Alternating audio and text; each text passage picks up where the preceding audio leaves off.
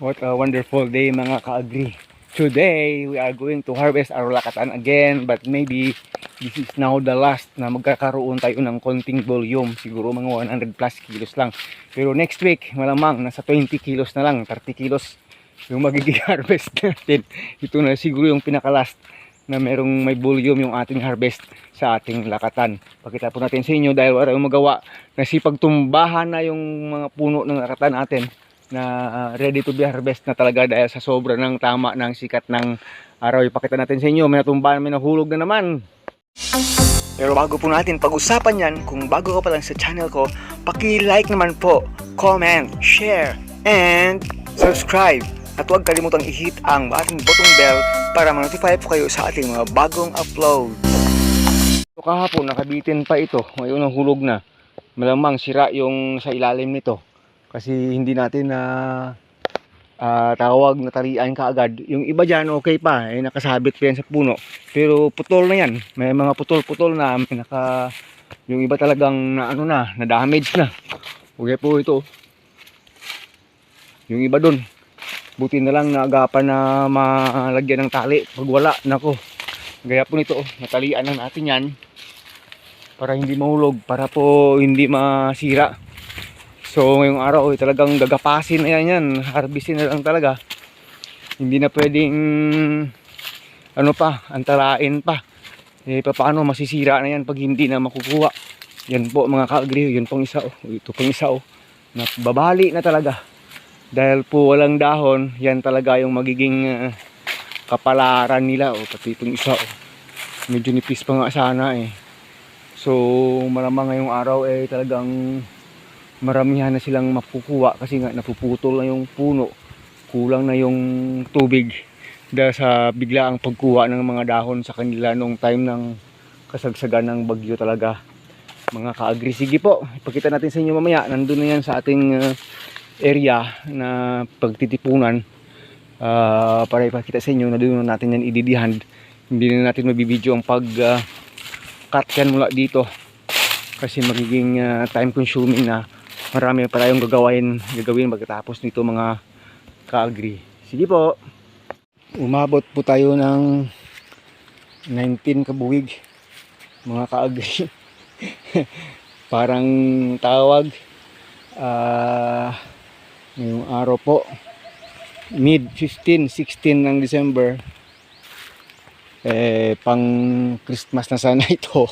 Sana umabot pa ng Christmas. Ito hindi mainog lahat. 19 kabuhig po. Ibig po sabihin ay hindi po ito bababa ng 160 hanggang 180 kilos. Sana naman ay aakyat yung presyo. Yung problema lang natin yung kanyang sizes po ay hindi na ganun kalaki. Mostly po na lang ay nasa segunda na lang yung sizes nila. Second class na lang po. Kasi nga, yun nga, wala na kasing mga dahon. Nag-mature lang sila na hindi na masyadong lumaki. Pero very marketable po kasi yung ganito kaklase ng mga kalaki lang ng mga saging natin mga ka-agri. Pero ewan ko lang, kasi yung ating ibang market kasi gusto talaga nila yung malalaki talaga. Kasi nga Christmas yung sana yung malulusog talaga, yung mga malalaki talaga. Pero wala na talaga. So, malaking pasanin ko ito ngayong araw. Kasi mag-iisa lang po ako nitong mag-hauling. Hindi tayo nakakuha ng labor kasi ngayong ating kaibigan Sir Bet, Sir Agri, may trabaho po sila ngayon. So sabi ko nga sana siya yung hahakot nito, mag-hauling nito mula po dito mismo papunta dun sa labas, sa labasan na makapag padala na sa motor. Kaso wala, so akong mag-isa kagagaling lang natin sa trangkaso. Ewan ko lang, siguro hanap tayo ng ideya dito na hindi po babalik yung trangkaso natin sa sobrang pagod ngayong araw. So magdidiyan po natin tayo nito mga ka-agri at time lapse na rin natin. Medyo mahaba-haba na rin yata itong pagta-time lapse natin kasi nga marami-rami na rin itong ating hinarvest ngayong araw mga ka-agri.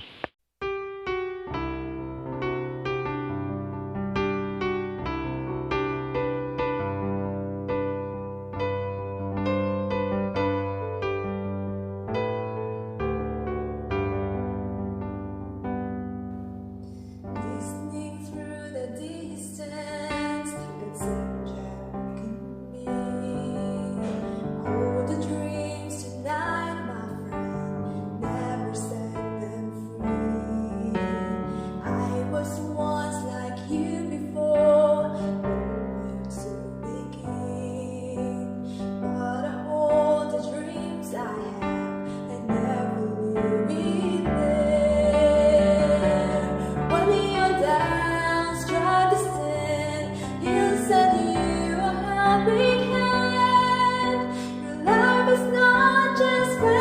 fantasy, all the dreams and be apart. Don't give up, never stop. He will help you reach the star.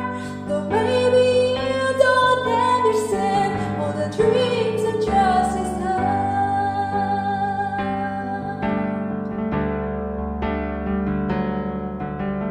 Dark storm on horizon, approaching over you. But never be afraid, my friend. Somebody loves you so. I'll be there, just call my name. I will never fail. Hold on tight, just say a prayer.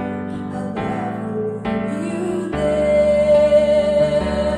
When you're down, strive to stand. He'll send you a helping hand. Your life is not just fantasy. All the dreams and be apart. Don't give up, never stop.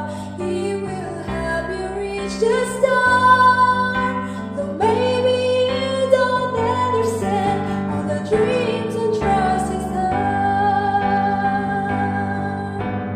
Hold the dreams and never let it go away.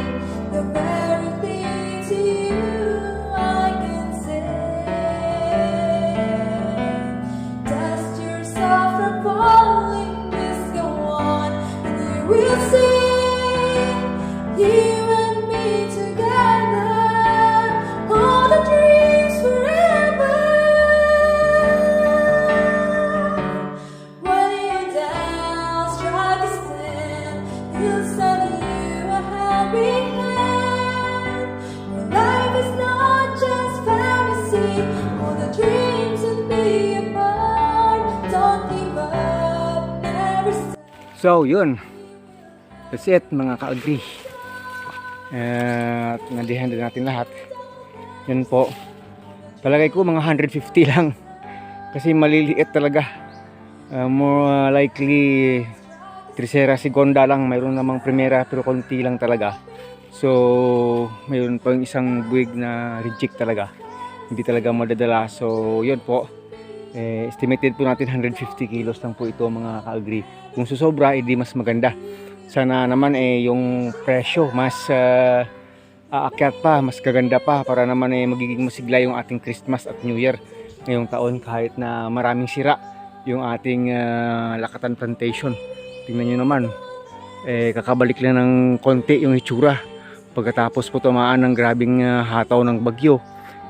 Sana naman makakapagbalik na sa magandang itsura niya at saka makapag ulan na rin. Kasi magti 3 weeks na walang ulan. So sa saging kasi okay lang Okay lang sana kung di dinadaanan ng bagyo kahit 3 weeks walang ulan, 1 month walang ulan. Pag walang stress sa puno, sa dahon, sa sanga, walang problema sana sa saging. Kaso lang may stress na.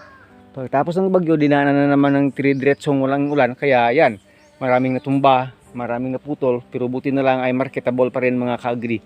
So yon, ibabaging natin yan after a few minutes or an hour from now, kasi po pinapatagas pa lang natin yung kanilang katas para po yun, ma-maintain natin still yung beauty ng ating lakatan. May mga pakunti-kunting puno pa naman doon na pwedeng mabalot, pero tingnan ko lang kung babalutin ko pa ba yan o hindi na, kasi wala ng ulan, hindi na rin masyadong mag-iitim yan. We will see, mga ka-agree, if what we are going to do next after some time. Sige po. And here we go, mga ka-agree, ready for hauling na. So hakutin na rin yan mula dito papunta doon sa ating motorsiklo at nang ma-fix yan doon para po madala natin yan paunti-unti pauwi ng ating barangay, para after 1 day or 2 days from now pwede na po siyang i-direct sa ating mga direct na mga retailers po. Hanggang dito na lang po. Maraming salamat po, Agritech Mix TV po once again. Nagpapasalamat po tayo sa Panginoon. Maybe ito na yung last na medyo marami-rami nating harvest this season po hanggang matapos na yung taon. Next week mayroon pa naman siguro 2-3 puno, 4 na puno, marami na yun talaga. So maraming salamat Lord, hanggang sa muli, paalam na.